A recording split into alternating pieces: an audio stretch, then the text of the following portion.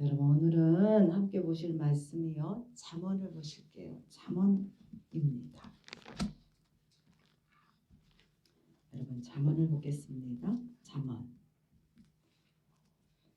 잠언 27장을 보시겠습니다. 구역성경 942페이지 잠언 27장 23절부터 27절까지 말씀입니다. 우리 함께 읽겠습니다. 내 양떼의 형편을 부지런히 살피며 내 소떼에게 마음을 두라. 대저 재물은 영원히 있지 못하나니 면류관이 어찌 대대에 있으랴. 풀을 벤 후에는 새로운 돔이 돋나니 산에서 꼴을 거둘 것이니라. 어린 양의 털은 내 옷이 되며 염소는 밭을 사는 값이 되며 염소의 젖은 넉넉하여 너와 내 집의 음식이 되며 내 여종이 먹을 것이 되느니라. 아멘. 오늘 이 잠언 말씀을 통하여 우리가 성공의 증거 면류관을 받자라는 말씀으로 여러분 함께 말씀 보기를 원합니다. 여러분 점점 개천용이라는 걸 여러분 아시지요? 점점 개천용이 사라져 가고 있답니다. 이건 무슨 말이냐? 그동안 한국 사회에서요, 개천용들이 나오는 것들이 가능하게 했던 교육의 사닥다리가 무너졌기 때문이라고 합니다. 최근 황성수 한국직업능력개발연구원이요 발표한 논문이 있었습니다. 국제학업 성취도 평가를 활용한 논문이었는데 그게 뭐였냐면 우리나라에서요 성적 상위 25% 학생 중 부모의 사회 경제적 배경이 하위 25% 학생들이 개천용이 그 안에서 있는 개천용들이요 줄어들고 있다고 합니다. 이건 다시 말씀드리면 그 결과 한국의 개천용 비율이요 2006년에는 13.46%에서 2018년에는 11.68%로 줄어들었다고 합니다. 점점 하위 계층에 있는 가정에서 올라올 수 있는 학생들이 많지 않다는 겁니다. 교육계에서는요 이렇게 개천용들이 줄어드는 것은 학업 성적과 대학 입시가 부모의 경제력 그리고 정보력과 깊이 연관되어 있기 때문이라고 분석하고 있습니다. 돈이 많아야만 어렸을 때부터 사교육을 받고 사교육으로 좋은 대학에 들어가고 좋은 대학을 나와야지만 좋은 직장에 가게 되는 이 세습적인 고리가 갈수록 더욱 단단해져 가고 있기 때문이라는 것입니다.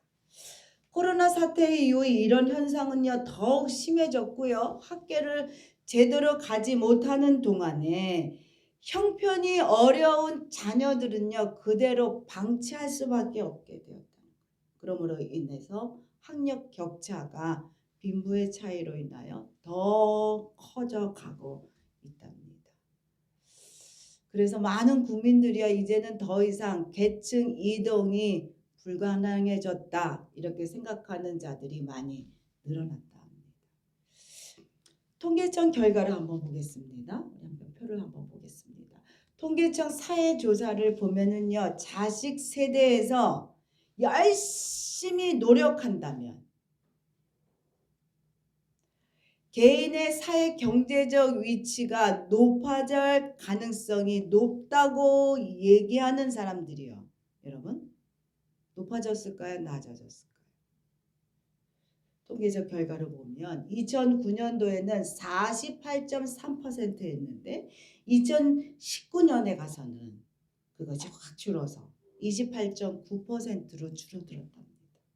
그리고 2011년도에 가서는 작년이죠. 더 줄어들어서 25.2%로 현저히 낮아졌습니다. 여러분은 어떻게 생각하십니까? 우리 자식들이 열심히 노력한다면 나보다 더 잘 살 수 있다고 여러분들 생각하십니까? 거기에 한국개발연구원 여론 분석을 보면은요, 거기서 뭐라고 분석을 했냐면, 우리 사회에서 성공하는데 중요한 요인이 무엇인가 하고 물어보았더니 뭐라고 대답했을 것 같아요? 집안 배경을 1순위로 뽑았답니다. 금수저를 물고 나오지 않으면 이제는 더 이상 성공하기가 어려운 사회에 우리가 살아가고 있습니다. 여러분도 이 분석의 결과에 동의하십니까? 이것은 사회계층 사다리가 끊어졌기 때문이고 빈곤과 부의 대물림이 굳어졌다고 생각하는 것이 일반적인 국민들의 생각이 되었다는 겁니다. 여러분 아시지만요. 예전 60, 70년대는요. 전반적으로 다 어렵게 살았습니다. 그렇지만 열심히 내가 노력하면 자수성가하여서 계층 이동을 할 수 있다는 희망들이 있었어요. 그래서 저 시골에서 상경에서 그냥 공장에서 열심히 미래를 바라보며 그렇게 일했던 사람들이 꽤 있었죠. 그러나 가면 갈수록 계층 이동은 어려워졌고 이에 대한 소망은 갈수록 낮아지고 있고 일찍 절망하고 포기하는 자들이 늘어나고 있습니다. 하지만 여러분 그런 속에서도 기회가 되면 성공하고 싶어 하는 것이 누구나 소원이지요. 누구나 성공하고 싶습니다. 그럴지라도 기회가 된다면 성공하고 싶다. 나도 성공하고 싶어. 나도 잘 살고 싶어. 이런 것이 우리의 희망입니다. 올 한 해 여러분들은요 잘 사셨습니까? 여러분 올 한 해 나를 한번 뒤돌아보십시오. 잘 사셨습니까? 손해본 것 없이 모두 다 이익을 많이 남기면서 잘 사셨습니까? 어떤 일들을 해내셨습니까? 성공했다고 말할 수 있는 것들이 지금 여러분에게 쥐어져 있는 것들이 있으십니까? 한번 생각해 보십시오. 여러분 올 한 해 어떻게 사셨습니까? 성공이라는 뜻을 여러분 볼까요? 이 성공이라는 뜻이 뭔지 아십니까? 여러분 한번 읽어보겠습니다. 목적한 바를 이루는 것. 여러분 이것이 성공입니다. 돈을 잘 버는 것, 돈이 많은 것 이것이 성공이 아니라 성공이라는 뜻은 목적한 바를 이루는 것. 부자가 되었느냐가 아니라 당신이 목적한 바를 이루셨습니까? 그게 성공이에요. 세상 많은 사람들은요 갈래적으로 성공을요 숫자화하여서 평가하고 있지요. 그러나 여러분 어디에 목적을 두었는가가 중요한 겁니다. 그 목적에 따라서 내가 사는 방법이 달라지기 때문이죠. 그리고 평가도 달라지기 때문입니다. 투자한 것에 대한 남은 이익을 계산하면서 성공을 얘기하고 있는 우리 사회가 그렇죠. 그런 우리 사회에서 올해 말 금리가 확 올라가면서 부동산 투기로 인하여 부자가 되고자 원했던 그 영끌족들이 지금 파산 위기에 있습니다.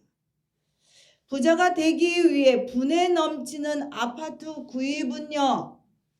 성공이 아니라 쪽박을 줄 수도 있게 된 그런 상황에 있습니다. 너무나 답답한 가정들이요 꽤 많이 있더라고요. 누구나 성공을 원하지요. 그러나 여러분 성공이라는 게 그렇게 쉽지 않습니다. 실패라는 것을 거치는 동안에 보완도 하고 포기하는 과정이 있어야지만 여러분 가능합니다. 그렇기 때문에 어떤 분들은 아유 나는 그냥 이렇게 살래. 성공이랑 성자도 다가가기를 두려워하는 자들이 많이 있습니다. 그런데 여러분 좋으신 하나님이 인생의 성공을 위해 헤매는 자들에게 우리에게 여러분 그 길을 보여주셨습니다. 그 길이 뭐냐?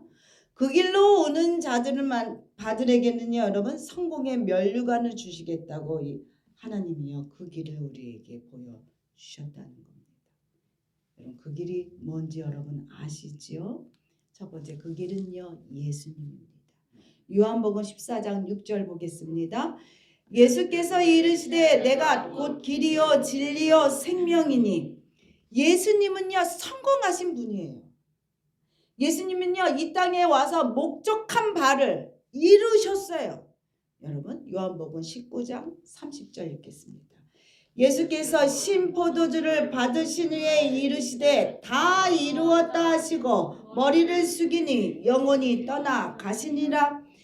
예수님이 이루어야 될 그 사명, 이 땅에 오신 그 목적, 십자가의 사명을 예수님은요 이루셨습니다. 그 길을 이루시고 가시면서 길을 열어 놓으셨지요. 여러분 그 길로 예수님이요 오기를 원합니다. 우리가 가는 그 길을 하나님이 예수님을 통하여 열어 놓으셨다는 것입니다. 우리는요 예수님이 다 이루신 그 길을 따라가면 우리도 여러분 성공할 수 있습니다. 그 길을 가기만 하면 우리도 성공할 수 있다는 거죠. 그런데 여러분 그 길 가는 것이요 그냥 가지는 것입니까? 아니지요. 성실하게 그 길을 우리가 따라가야만 되는 겁니다. 성공을 원한다면 부지런히 그 길 예수께 가까이 여러분 가셔야만 합니다. 잠언 27장 23절부터 25절 다시 한번 읽겠습니다. 내 양떼의 형편을 부지런히 살피며 내 소떼의 마음을 두라. 대저 재물은 영원히 있지 못하나니 면류관이 어찌 대대에 있으랴. 풀을 벤 후에는 새로 움이 돋나니 산에서 꼴을 거둘 것이니라. 여러분 지혜로운 사람들은요 자기에게 주어진 재물과 일을요 부지런히 살핍니다. 아무리 많은 것이 내게 주어졌다 할지라도 그것을 살피지 아니하면 아유 내가 이렇게 많은데 이렇게 터부시 그냥 내버려 두다 보면 자만심에 그냥 내버려 두다 보면 더 이상 그것을 통하여 열매를 얻을 수 없다는 거죠. 지혜로운 사람들은요 오늘 자신이 서 있는 이곳을 하나님이 자신에게 허락한 삶의 자리라고 여기게 됩니다. 그렇기 때문에 그곳에서 성실하게 일하게 되죠. 아무리 금소주를 물고 나온 자라도요 자기의 재물을 관리하지 않으면 더 이상 그 부가요 이어지지 않습니다. 우리 속담에 부자가 3대를 가지 못한다는 그런 말들이 여러분 있지요. 오늘 말씀해 보면 뭐라고 말씀하냐. 풀을 베야만 돼요. 풀을 베면 다시 그 자리에서 새싹이 돋는다는 겁니다. 그러면 계속해서 그 들에서 풀을 얻어서 어떻게 해요? 가축을 먹일 수 있다는 거예요. 이것은 다른 말로 얘기하면 뭐냐? 매일매일 성실하게 일하고 거두라는 겁니다.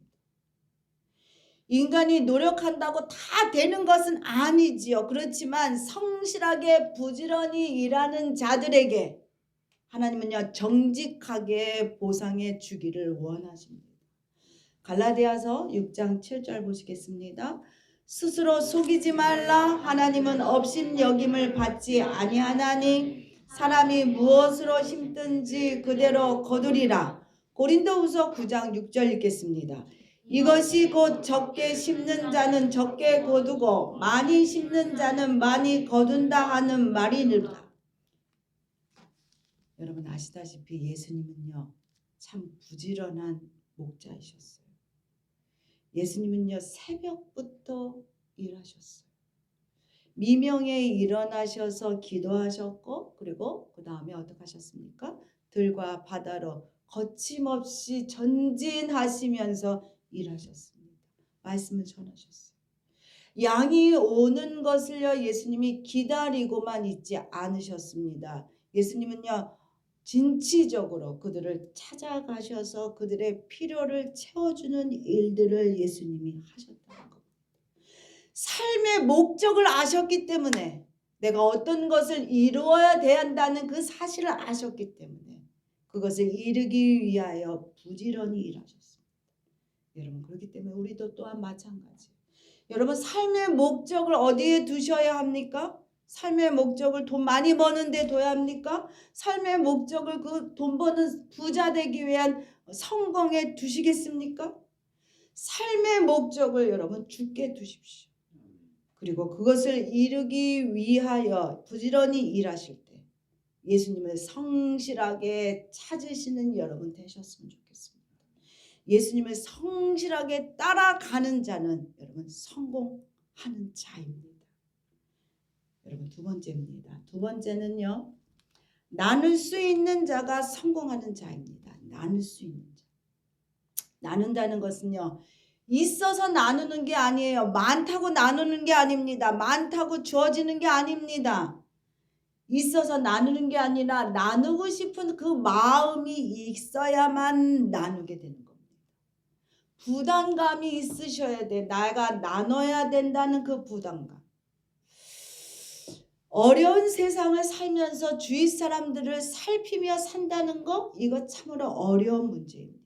하지만 하나님을 경외하는 사람은 하나님께서 말씀하시는 그 정의를 깨달을 수 있다는 거죠. 하나님이 얘기하는 그 정의가 뭡니까, 여러분? 하나님 말씀하시는 그 정의는 가난하고 약한 자를 보살피라는 겁니다. 가수 션을 여러분 아실 거예요. 가수 션이라는 분을 아시죠? 이 션이요, 지금까지 55억을 기부했답니다. 엄청난 것을 기부했죠. 그는요, 매일 10,000원씩 기부하고, 그리고 마라톤을 띠므로 인하여 그것으로 기부를 받아서 독립유공자의 집을 짓는 일을, 그것도 직접 자신이 하고 있답니다. 그리고 그가 한 일 중에서 또 대단한 일이 뭐였냐면 어린이 재활병원을 건립하는 일을 션과 이 부부가 또 감당을 했어요. 이 션이란 사람의 인터뷰를 보니까 생각이요, 범상치 않아요. 생각하는 게. 이분이 뭐라고 얘기하는지 압니까? 돈이라는 것은요, 가장 값어치 있는 곳에 쓰여져야만 된다고 그는 그렇게 가치관을 갖고 살아간다고 그가 얘기하고 있습니다. 그러면서 그가 환하게 웃어요. 자기 돈 아깝지 않은 사람이 누가 있겠어요? 돈 10원도 아깝지요. 그런데 불구하고 그렇게 남을 위하여, 약한 자들을 위하여 보살핀다는 거, 이게 쉬운 문제는 아니죠. 그러나 그것을 하면서 기쁨을 느낀다는 겁니다. 통계청 자료에 의하면요, 지난 1년 동안 기부의 경험이 있는 자들이 10년 새 여러분 늘었을까요, 줄었을까요? 36.4%에서 21.6%로 감소했답니다. 여러분, 기부의 경험들이 여러분은 다 있으시지요? 나눔의 기쁨을 아는 자가 여러분 성공한 자입니다. 여러분, 기부해 보셨습니까? 그러면 여러분 성공한 자입니다. 받는 것에 너무나 익숙하고 나누는 것에 너무 인색하여 주는 기쁨을 모르는 자는요, 상대적으로 여러분 불행한 자입니다. 그 자는 여러분 실패한 자입니다. 세 번째는요, 성공보다 순종이 먼저입니다. 가난해도 바른 길을 가는 사람이 부유하면서 굳은 길을 가는 사람보다 낫습니다. 우리 잠언 28장 6절 읽겠습니다. 가난하여도 성실하게 행하는 자는 부유하면서 굳게 행하는 자보다 나으니라. 타인의 눈물을 외면하면서 부당하게 모은 재산은 여러분 오래가집니다.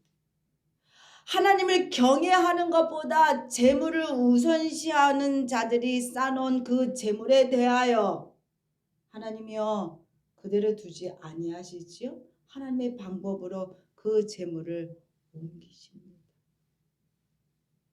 그런데도 그가 하나님의 그 경외함을 깨닫지 못할 경우 어떻게 하십니까? 하나님이요? 그럴 때는 그 사람의 육체를 만지십니다. 그러기 전에 우리가 목적을 이루는데 사용하기를 하나님이 원하시죠. 하나님의 말씀에 순종하는 모습 없이 오로지 삶의 윤택함을 위하여 구하는 기도 하나님이 결단코 좋아하시지 않으십니다. 주세요 해 주세요. 그 기도에는요. 뭘 위해서 내가 이것을 갖기를 원하는지 목적이 명확하셔야만 합니다. 내가 이것을 통하여 내가 무엇을 이루기 원하는지 그 이유가 명확하셔야만 합니다. 하나님을 순종하기를 원하는 자, 하나님 말씀을 따라가기를 원하는 자, 여러분 그 사람은요 성공한 자예요. 하나님 말씀을 따라가기를 애쓰는 자는요 이미 성공한 자입니다. 왜냐하면 순종하는 자에게 뭐가 따라오기 때문이죠, 여러분? 복이 따라오기 때문입니다. 요즘 제가 센터의 아이들한테 늘 강조하면서 얘기하고 있는 겁니다. 아이들이 참 자기 생각들이 강하고 말을 참 안 듣지요. 그럴 때마다 얘기합니다. 순종하는 자에게 복이 오나. 여러분 신명기 28장 2절부터 6절 읽겠습니다. 내가 내 하나님 여호와의 말씀을 청종하며 이 모든 복이 내게 임하여 내게 이르리니 성읍에서도 복을 받고 들에서도 복을 받을 것이며 내 몸의 자녀와 내 토지의 소산과 내 짐승의 새끼와 소와 양의 새끼가 복을 받을 것이며 내 광주리와 떡반죽 끓이기 복을 받을 것이며 내가 들어와도 복을 받고 나가도 복을 받을 것이니라. 여러분 이 말씀을 믿으시지요? 예수님은요 끝까지 순종하셨어요. 예수님의 순종은 하나님을 사랑하셨기 때문에 끝까지 예수님은요 순종하셨어요. 하나님 말씀에 끝까지 순종하셨어요. 그 결과 목적을 이루실 수 있었습니다. 그 결과 예수님이요 성공할 수 있었습니다. 성공보다 여러분 순종할 수 있는 것이 위대합니다. 성공을 하려고 고분분투하지 마시고 순종하려고 몸부림치시는 여러분 되셨으면 좋겠습니다. 순종하면 성공은 그냥 따라 붙기 때문입니다. 여러분 믿으십니까? 결단코 우리는요 이 땅에 살아가는 동안에 성공해야만 합니다. 여러분 그리하시기를 원하십니까? 어느 누구도 실패자가 없어야 합니다. 하나님 앞에서. 이것은 세상의 성공을 얘기하는 게 아니죠. 우리는 결단코 이 땅에 사는 동안에 여러분 성공하셔야 합니다. 예수가 아닌 것에 미련을 두지 마셔야 합니다. 오직 길은 예수뿐입니다. 그리고 여러분 이 땅에 사는 동안에 나누는 기쁨을 아셔야만 합니다. 그리고 말씀을 듣고 순종하고 사는 삶을 살아가셔야만 합니다.